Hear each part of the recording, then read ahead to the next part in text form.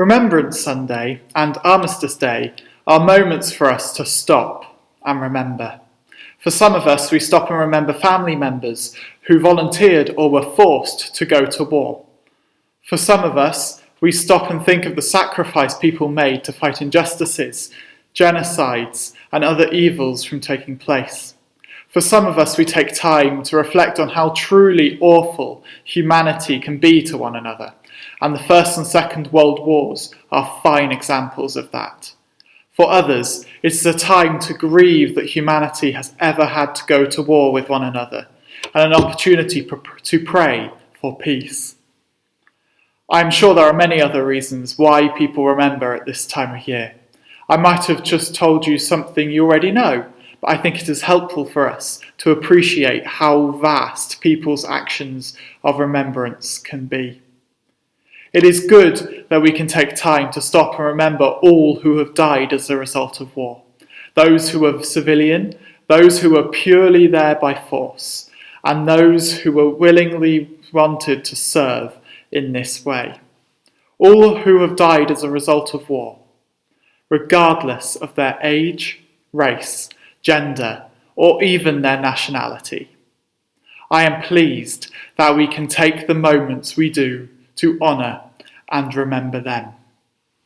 My question before we have a look at another of Jesus' parables is, how does our acts of remembrance affect our lives in the present day? How does looking back on the horrors of war and of humanity in the past affect our present reality? If we are not learning from our remembering, are we in danger? These are apt questions for this period of the year, as we take time to remember those who died as a result of war. These questions are also apt for our parable or story for today. In the story of the unforgiving debtor, found in Matthew chapters 18, verses 21 to 35, we see how a lack of learning from remembrance, or even not remembering at all, can cause huge issues.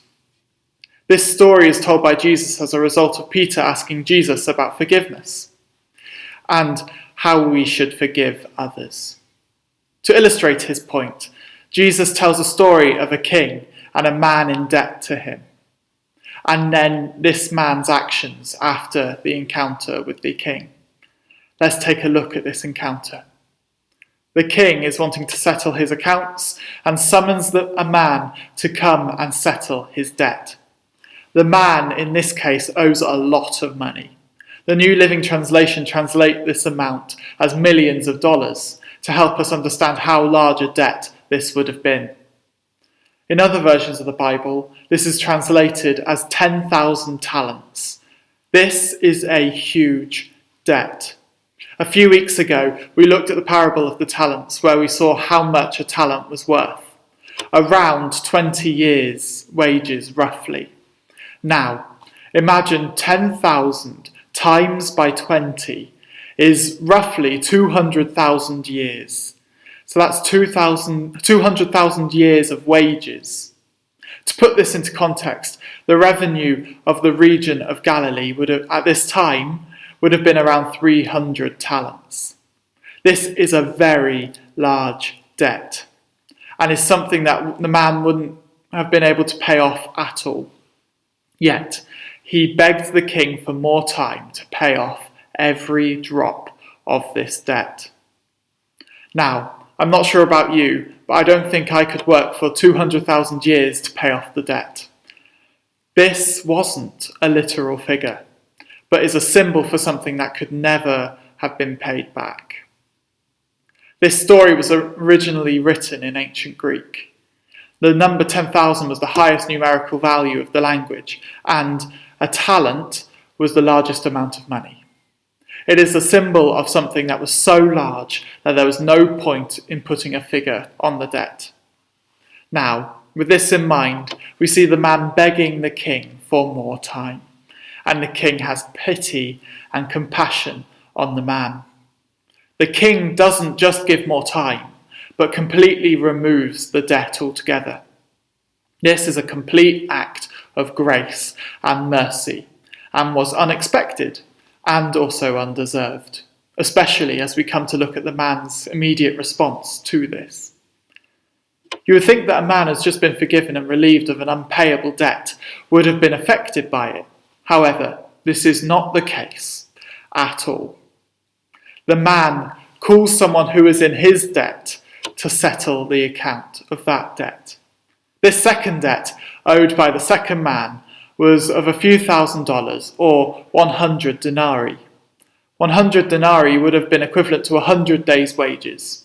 It is a fair amount still, but nothing in comparison to what the first man owed the king.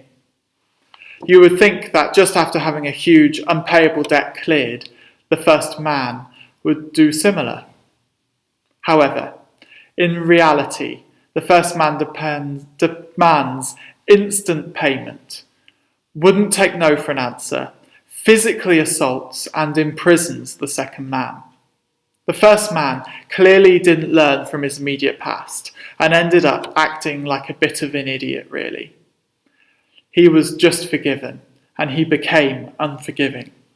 He had his debt cleared and wouldn't reciprocate that to others. He was spared imprisonment for his previous debt, and he became the one to imprison others.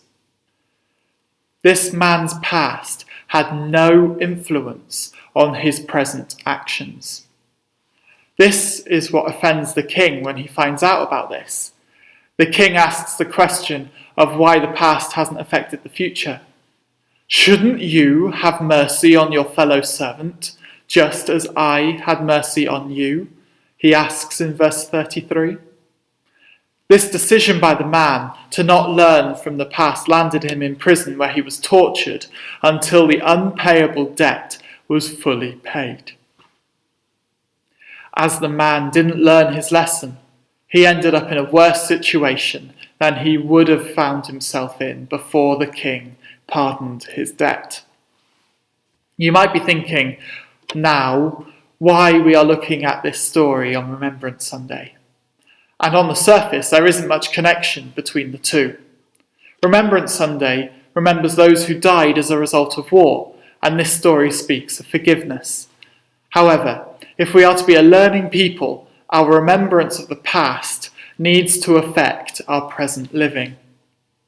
When we remember the horror of war, how evil things can be, and the horrific actions committed by people of all nations within war, which resulted in many people dying before their time, it needs to have an influence on our lives today. As we are silent at 11 a.m. today, and again on the 11th, and we remember the times of war, does this propel us into action within our setting? I am a pacifist through and through. The very thought of war angers me and makes me feel uncomfortable, and I am sure I'm not alone in feeling this way.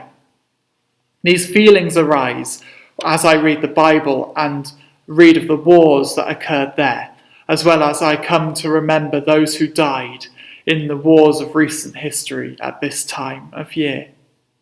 However, these acts of remembrance spur me to be an agent of peace in the world today.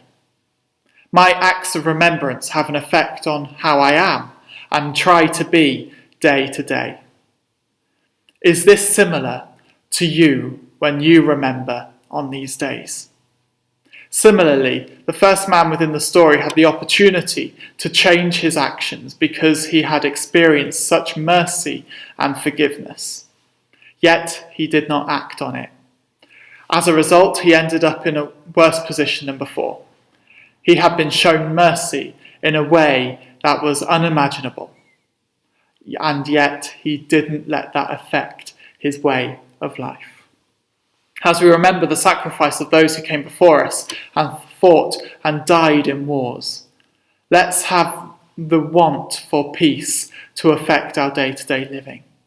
As we remember how horrific humanity can be, let's not repeat it again. As we are forgiven by God, similar to how the first man was forgiven, let's become more forgiving as a result. Whether we are remembering something in our personal history or wider than that, Let's have our past, as individuals and as humans, affect how we live today. If we have truly understood and received the extravagant forgiveness of God, it will lead organically to practicing forgiveness. As we have received from God, will it affect our present? As we take time to remember those who died as a result of war from all nations, will it have an effect on us and how we interact with people today? As we receive life through our belief in the life, death and resurrection of Jesus, freely and undeservedly, will it affect how we live today? Will your remembrance today make a difference in this world?